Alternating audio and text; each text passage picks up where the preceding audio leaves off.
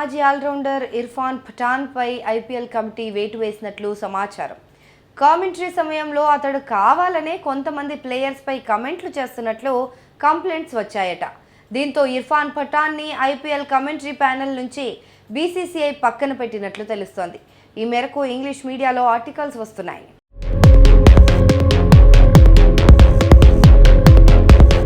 ఈ రోజు నుంచి ఐపీఎల్ 18వ సీజన్ ప్రారంభం కానున్న సంగతి తెలిసిందే. ఈ మ్యాచ్లకు గాను అఫీషియల్ కామెంటరీ ప్యానెల్ను శుక్రవారం విడుదల చేశారు.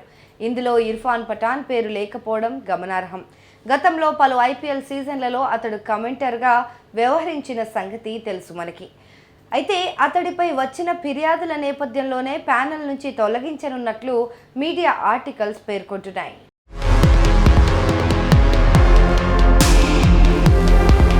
గత 2 ఏళ్లుగా ఇర్ఫాన్ పఠాన్ కొంతమంది ఆటగాళ్లపై పర్సనల్ ఎజెండాతో కమెంట్లు చేస్తున్నాడని, ఆ వైఖరి సరైనది కాదని, అతడి తీరుపై కొంతమంది భారత క్రికెటర్ల నుంచి ఫిర్యాదులు కూడా అందాయని ఐపీఎల్ వర్గాలు వెల్లడించాయి.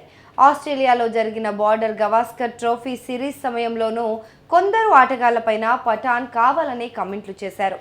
అవి నచ్చని ఓ ఆటగాడు పఠాన్ నంబర్ను తన ఫోన్లో బ్లాక్ చేసినట్లు సమాచారం.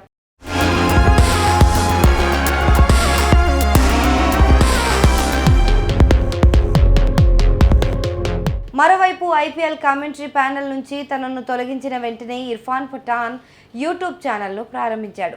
ఈ విషయాన్ని అతడు ఎక్స్ వేదికగా పంచుకున్నాడు. మైక్ ఆన్, ఫిల్టర్ ఆఫ్, ఇర్ఫాన్తో నేరుగా మాట్లాడదాం, వాస్తవాలే మాట్లాడదాం అని అతడు పోస్ట్ పెట్టడం గమనార్హం. ఫేస్బుక్, ఇన్స్టాగ్రామ్తో పాటు ఇకపై యూట్యూబ్లో కూడా తన రివ్యూలు చూడొచ్చని ఇర్ఫాన్ వెల్లడించారు.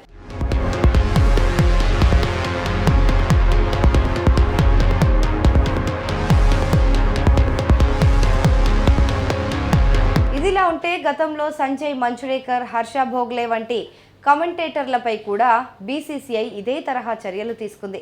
2019లో టీమిండియా ఆటగాళ్లపై మంచురేకర్ తీవ్ర స్థాయిలో వ్యాఖ్యలు చేశాడు.